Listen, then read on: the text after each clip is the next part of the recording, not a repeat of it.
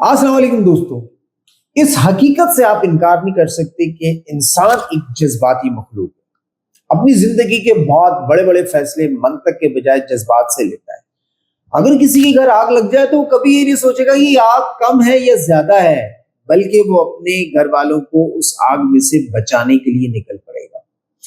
जज्बात एक ताकत है, इसका सही इस्तेमाल तब होता है जब इस ताकत को आप सही जगह इस्तेमाल करें।